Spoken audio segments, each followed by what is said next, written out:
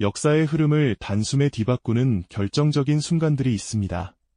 절망의 끝에서 기적처럼 찾아온 승리의 기회가 눈앞에 펼쳐질 때 과연 그 선택은 모두의 염원을 이루는 길이었을까요? 아니면 더 거대한 비극을 향한 첫걸음이었을까요? 한국전쟁 당시 모두가 끝이라고 생각했던 순간에 찾아온 역전의 기회 역시 바로 그런 갈림길에 서 있었습니다. 통일이라는 거대한 염원이 손에 잡힐 듯 다가왔지만 동시에 38선을 넘지 말았어야 했다는 뼈아픈 후회가 역사에 새겨지게 된 이유. 오늘 우리가 함께 따라가 볼 이야기는 바로 그 운명의 갈림길에서 내려졌던 하나의 선택과 그 누구도 예상치 못했던 진실에 관한 기록입니다. 1950년 여름, 전쟁 발발불과 몇 달 만에 대한민국의 운명은 그야말로 풍전등화와 같았습니다. 수도 서울은 폐허가 되었고 끝없이 밀려드는 인민군의 공세 앞에 국군과 유엔군은 낙동강 방어선이라는 마지막 보루의 모든 것을 걸어야 했죠. 한반도의 남쪽 끝, 부산을 중심으로 한 작은 교두보만이 위태롭게 남아있던 그 절망의 시간 속에서 패배의 그림자는 누구에게나 짙게 드리워져 있었습니다. 하지만 바로 그 순간 역사는 누구도 상상하지 못했던 거대한 전환점을 준비하고 있었습니다. 9월 15일 더글러스 맥아더 장군의 지휘 아래 감행된 인천 상륙작전은 전장의 모든 판도를 단 하루 만에 뒤집어 놓는 기적이었습니다. 적의 허리를 정확히 끊어버린 이 대담한 작전의 성공으로 낙동강까지 밀려났던 국군과 유엔군은 총반격을 개시하며 파죽지세로 북진하기 시작했습니다. 불과 2주 만에 수도 서울을 되찾았고 패주하는 북한군을 추격하며 마침내 분단의 상징이었던 38도선 앞에 다다르게 된 것이죠. 절망이 희망으로, 패배가 승리로 바뀌는 눈부신 순간이었습니다. 이제 지도자들과 국민들 앞에는 새로운 질문이 던져졌습니다. 이 기세를 몰아 38선을 넘어 북진하여 통일을 이룰 것인가, 아니면 여기서 멈출 것인가. 당연히 전장의 분위기는 뜨거웠습니다. 맥아더 장군을 비롯한 현장 지휘관들은 적을 완전히 섬멸하고 한반도를 통일할 수 있는 절호의 기회라고 강력하게 주장했습니다. 다시는 동족상잔의 비극이 반복되지 않도록 이번에야말로 전쟁의 뿌리를 뽑아야 한다는 목소리가 힘을 얻었고, 이는 수많은 국민의 염원이기도 했습니다. 문제는 이 군사적 승리의 이면에 너무나도 복잡한 국제정치의 셈법이 얽혀 있었다는 점입니다. 워싱턴의 백악관에서는 밤늦도록 불이 꺼지지 않았습니다. 트루먼 대통령과 그의 참모들은 맥아더의 북진 주장이 가져올 파장에 대해 깊이 고뇌하기 시작했습니다. 38선을 넘는다는 것은 단순히 군사작전의 연장을 넘어 공산주의 진영 전체를 자극하는 위험천만한 도박이 될 수도 있었기 때문입니다. 특히 침묵을 지키고 있던 거대한 이웃, 중국의 움직임이 가장 큰 변수였습니다. 당시 중국의 지도자였던 마오쩌둥은 저우얼라이를 통해 만약 유엔군이 38선을 넘는다면 우리는 결코 좌시하지 않겠다는 섬뜩한 경고를 여러 차례 보내왔습니다. 이것이 단순한 엄포인지 아니면 실제적인 군사 개입을 예고하는 것인지에 대한 의견은 팽팽하게 엇갈렸습니다. 워싱턴의 분석가들은 중국이 전쟁에 개입할 여력도 의지도 없을 것이라고 판단하는 경향이 우세했죠. 유엔 내부에서도 격렬한 논쟁이 벌어졌습니다. 전쟁을 한반도 내의 문제로 국한시켜야 한다는 신중론과 침략자에 대한 응징과 통일, 한국의 재건이라는 대의명분을 내세우는 강경론이 첨예하게 맞섰습니다. 결국 이 모든 논쟁의 한가운데에는 통일이라는 민족적 대의와 제3차 세계대전이라는 파국적 위험이 아슬아슬하게 놓여 있었던 셈입니다. 압록강 너머에서 수십만 대군이 조용히 집결하고 있다는 첩보가 간간히 들려왔지만 승리의 열기에 휩싸인 연합군 지휘부는 이를 애써 무시하거나 과소평가했습니다. 그렇게 통일을 향한 거대한 열망과 확전의 불안감 사이에서 운명의 시간은 시시각각 다가오고 있었습니다. 그리고 마침내 역사의 물줄기를 완전히 다른 방향으로 돌려놓을 결정이 내려지게 됩니다. 38선이라는 보이지 않는 선 앞에서 역사의 거대한 운명의 저울추가 위태롭게 흔들리고 있었습니다. 한쪽에는 전쟁을 끝내고 통일을 이루려는 거대한 열망이, 다른 한쪽에는 미지의 영역으로 들어서는 것에 대한 깊은 불안감이 놓여 있었죠. 문제는 이 선택을 두고 연합군 수뇌부의 생각이 완전히 달랐다는 점입니다. 도쿄의 사령부에서는 인천 상륙작전의 신화를 쓴 노장 메가더 장군이 지도를 가리키며 통일이라는 대업을 완수해야 한다고 강력하게 주장하고 있었습니다. 하지만 바다 건너 워싱턴의 백안과는 무거운 침묵에 잠겨 있었습니다. 트루먼 대통령과 그의 참모들은 승리의 달콤한 과실과 자칫 제3차 세계대전으로 번질 수 있는 끔찍한 위험 사이에서 밤늦도록 고뇌를 거듭해야만 했습니다. 이 팽팽한 긴장감 속으로 새로운 변수가 등장합니다. 바로 거대한 용, 중국이었죠. 당시 외교부장이었던 저우얼라이는 인도를 통해 연합군 측에 아주 분명하고도 서늘한 경고를 전달했습니다. 38선을 넘는다면 결코 좌시하지 않겠다는 그야말로 최후 통첩과도 같은 메시지였습니다. 놀랍게도 메가더 장군은 이 경고를 단순한 허세, 이른바 블러핑으로 치부해버렸습니다. 전쟁으로 피폐해진 중국이 감히 세계 최강의 미군을 상대로 전쟁을 일으킬 리 없다는 확신에 가까운 오판이었죠. 그의 눈에는 오직 압록강과 통일이라는 목표만 보였을 뿐입니다. 유엔 회의장에서는 각국의 이해관계가 부딪히며 연일 격론이 오갔고 하나의 결정을 내리는 것이 마치 짙은 안개 속을 헤매는 것처럼 느껴졌습니다. 이처럼 워싱턴과 도쿄, 그리고 국제사회의 목소리가 복잡하게 얽히면서 시간은 계속 흘러가고 있었습니다. 결국 확전에 대한 우려보다는 통일이라는 거대한 명분이 더 큰 힘을 얻게 됩니다. 승리의 기세에 올라탄 낙관론이 중국의 개입 가능성을 경고하던 신중론의 목소리를 완전히 덮어버린 것이죠. 마침내 트루먼 대통령은 역사의 흐름을 바꿀 결정을 내립니다. 마침내 38도선은 무너졌고 연합군은 마치 거대한 강물이 둑을 넘어 흐르듯 북으로, 더 북으로 향했습니다. 파죽지세로 진격하는 연합군 앞에 북한군은 힘없이 무너져 내렸고 평양은 순식간에 함락되었습니다. 병사들의 눈앞에는 꿈에 그리던 압록강이 펼쳐졌습니다. 차가운 강물에 손을 담그고 조국의 땅을 바라보며 길고 길었던 전쟁이 드디어 끝났다고 믿는 병사들의 얼굴에는 안도와 환희가 가득했습니다. 크리스마스 전에는 모두 집으로 돌아갈 수 있을 것이라는 희망에 부풀어 있었죠. 하지만 그들이 승리의 기쁨에 취해 있던 바로 그 순간 압록강 건너편 만주벌판의 깊은 어둠 속에서는 수십만의 대군이 조용히 강을 건널 준비를 마친 상태였습니다. 역사가 준비한 가장 혹독하고 처절한 시련이 바로 코앞에 다가와 있었던 겁니다. 마침내 압록강에 다다른 병사들은 감격에 겨워 차가운 강물을 수통에 담기도 하고 심지어 강물의 소변을 보며 승리의 기쁨을 만끽하기도 했습니다. 그들에게 전쟁은 이제 끝난 것이나 다름없었고 고향으로 돌아갈 날만을 손꼽아 기다리고 있었죠. 하지만 그들이 역사의 주인공이 되었다고 믿었던 바로 그 순간 수십만 개의 나팔 소리와 징소리가 한밤중의 계곡을 뒤흔들며 지옥의 서막을 열었습니다. 산과 계곡을 뒤덮은 인파가 칠흑 같은 어둠을 뚫고 거대한 파도처럼 밀려들기 시작했던 겁니다. 그들은 변변한 군복조차 갖춰 입지 못했지만 그 수와 기세는 연합군이 단 한 번도 상상해 본 적 없는 규모였습니다. 중국은 개입하지 않을 것이라던 혹은 개입하더라도 소규모 병력일 것이라던 워싱턴과 도쿄의 모든 낙관적인 정보 분석은 하룻밤 사이에 끔찍한 오판이었음이 증명되고 말았죠.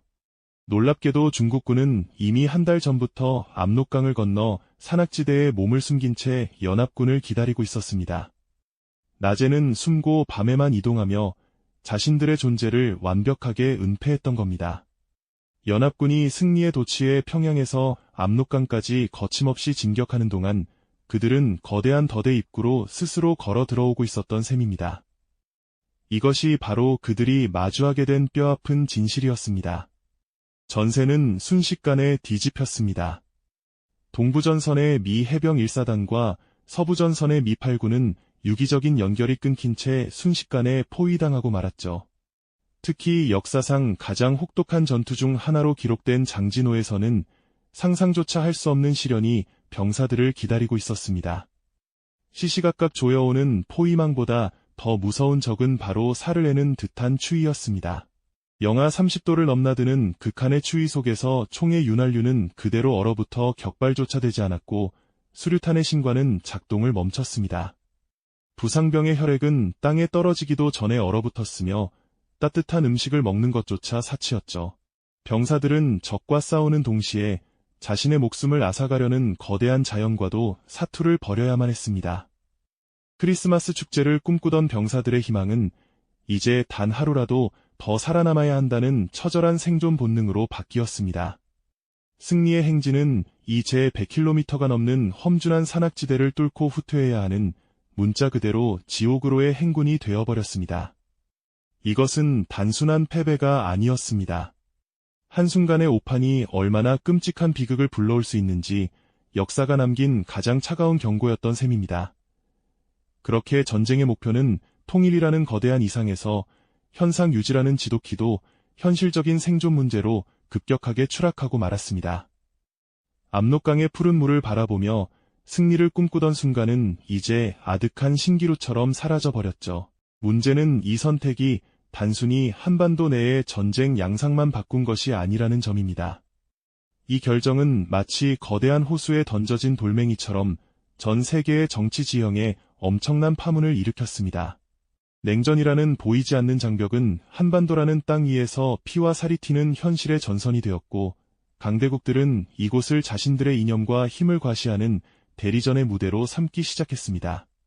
결국 한반도의 운명은 우리 스스로의 손을 떠나 더 거대한 힘들의 각축장 안에서 복잡하게 얽혀 들어가게 된 셈입니다. 38도선 돌파라는 결정이 국제정치의 판도 자체를 뒤흔든 나비 효과가 된 것이죠. 그리고 그 상처는 지금까지도 우리에게 너무나 선명한 흔적으로 남아 있습니다. 원래는 존재하지 않았던 그저 지도 위에 그어진 임시 경계선일 뿐이었던 38선은 이제 그 누구도 쉽게 넘을 수 없는 철책선이 되어버렸습니다. 수많은 이산가족의 눈물과 한이 서린 비무장지대는 바로 그날의 선택이 만들어낸 가장 비극적인 유산이라고 할 수 있겠죠. 통일이라는 희망을 좇았던 결정이 역설적으로 분단을 영구적인 현실로 고착화시키는 결과를 낳은 겁니다. 결국 역사는 우리에게 이렇게 묻고 있는지도 모릅니다. 과연 승리가 눈앞에 보인다는 이유만으로 그 너머에 있을지 모를 더 큰 위험을 외면하는 것이 옳은 선택이었을까요? 지도자들의 그 순간의 확신과 열망이 이후 수십 년간 이어질 민족의 아픔과 국제적 갈등의 씨앗이 될 수 있다는 가능성을 과연 그들은 얼마만큼 깊이 고민했을까요? 물론 역사를 가정하는 것은 무의미한 일일지도 모릅니다. 하지만 우리는 그들의 선택이 남긴 결과를 통해 하나의 중요한 교훈을 얻게 됩니다. 그것은 바로 어떤 결정이든 그 무게에는 반드시 책임이 따른다는 사실입니다. 특히 국가의 운명을 좌우하는 중대한 선택 앞에서는 눈앞의 이익이나 감정적인 명분보다 더 멀리, 더 깊게 내다보는 차가운 이성이 그 무엇보다 중요하다는 것을 말이죠. 오늘날 우리가 딛고 서 있는 이 분단의 현실은 결코 어느 날 갑자기 주어진 것이 아닙니다. 과거의 어느 날 누군가가 내렸던 수많은 선택들이 겹겹이 쌓여 만들어진 결과물인 셈입니다. 그렇기에 우리는 그날의 선택이 남긴 그림자를 끊임없이 되돌아봐야만 합니다. 그 안에는 우리가 반복해서는 안 될 실수와 미래를 위해 반드시 기억해야 할 교훈이 함께 담겨 있기 때문입니다. 전쟁은 끝났지만 그 선택이 남긴 질문은 여전히 우리 곁에 살아 숨쉬고 있습니다. 그리고 그 질문에 대한 답을 찾아가는 과정이야말로 어쩌면 우리가 역사를 배우는 가장 중요한 이유일 겁니다. 한반도의 허리를 가로지르는 저 휴전선은 단순한 지리적 경계가 아닙니다. 그것은 희망이 어떻게 절망으로 바뀌고 승리가 어떻게 비극으로 끝날 수 있는지를 보여주는 역사의 가장 아픈 경고판과도 같습니다.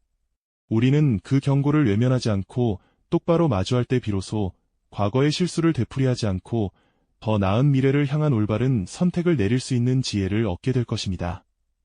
이처럼 거대한 역사의 흐름은 몇몇 지도자들의 결정만으로 움직이는 것은 아닙니다. 그 안에는 이름조차 남기지 못한 수많은 사람들의 희생과 눈물이 함께 녹아있기 마련이죠. 그들의 이야기는 또 다른 진실을 품고 우리에게 새로운 질문을 던져주고 있습니다. 역사의 거대한 수레바퀴 아래 가려졌던 평범한 사람들의 목소리에 귀를 기울여보는 것은 어떨까요? 그 속에서 우리는 어쩌면 지금껏 알지 못했던 또 다른 차원의 깨달음을 얻게 될지도 모릅니다. 그들의 삶과 선택이 모여 오늘의 우리를 만들었기 때문입니다. 우리가 딛고 선 이 땅의 견고한 벽돌 한 장, 우리가 건너는 강 위의 튼튼한 다리 하나에도 거대한 성벽의 귀퉁이를 다듬던 이름 모를 석공의 망치 소리가, 밤새 촛불 아래서 국경의 강줄기를 그리던 늙은 지리학자의 희미한 기침 소리가 스며 있습니다. 그것은 단순히 과거의 유물이 아니라 수많은 익명의 개인들이 흘린 땀과 시간으로 빚어낸 살아 숨쉬는 유산입니다. 그들의 헌신은 화려한 연대기에는 단 한 줄도 기록되지 않았을지 모르지만 우리의 일상을 굳건히 지탱하는 보이지 않는 기반이 되었습니다. 물질적인 것만이 아닙니다. 혹독한 가뭄 속에서 마지막 남은 밥 한 덩이를 쪼개 이웃에게 건네던 마음, 불의에 맞서 조용히 을조리던 저항의 노랫가락, 그리고 어둠 속에서도 자식에게 글을 가르치며 더 나은 세상을 꿈꾸게 했던 어머니의 숭고한 희망. 이러한 선택들은 눈에 보이지 않는 공기처럼 우리 사회의 정신적 지층을 형성했습니다. 한 사람의 작은 선의는 공동체의 온기를 지폈고 한 개인의 올곧은 신념은 사회 전체의 양심을 일깨웠습니다. 역사의 변곡점마다 나타났던 거대한 변화의 물결은 사실 이처럼 이름 없는 개개인의 무수한 선택들이 모여 만들어낸 거대한 강의 흐름과도 같았습니다.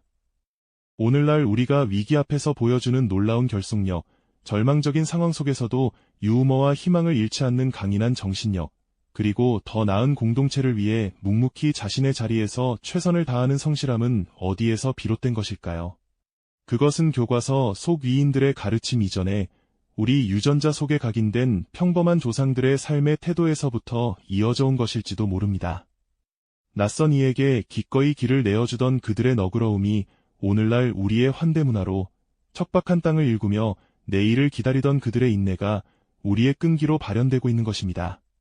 따라서 역사를 영웅들의 서사시로만 기억하는 것은 거대한 숲 전체를 보지 못하고 가장 높이 솟은 나무 몇 그루에만 시선을 고정하는 것과 같습니다. 물론 그 거목들은 웅장하고 경이롭습니다. 하지만 그 나무가 수백 년의 비바람을 견디며 자랄 수 있었던 것은 보이지 않는 땅속 깊이 뿌리내릴 수 있도록 해준 비옥한 토양과 서로의 존재를 의지하며 함께 숲을 이룬 이름 모를 수많은 나무들이 있었기 때문입니다. 영웅 또한 마찬가지입니다. 그들은 시대의 토양 위에서 수많은 민중의 염원이라는 양분을 먹고 자라난 존재들입니다. 그들의 외침은 결코 혼자만의 목소리가 아니었으며 그들의 결단은 시대의 흐름을 거스르는 것이 아니라 이미 들끓고 있던 거대한 강물의 방향을 가장 먼저 읽어내고 그 물길을 튼 것에 가깝습니다. 국가가 미증유의 경제적 위기에 처했을 때를 떠올려 보십시오. 금고 속 거대한 금괴가 아니라 장롱 깊숙이 보관해왔던 결혼반지, 아이의 돌반지, 작은 금부치를 들고 나온 평범한 시민들의 행렬이 기적을 만들어냈습니다. 한 사람 한 사람의 애국심은 미약해 보였을지 몰라도 그것이 광장에 모였을 때 세상의 어떤 거대한 자본도 무너뜨릴 수 없는 강력한 힘이 되었습니다.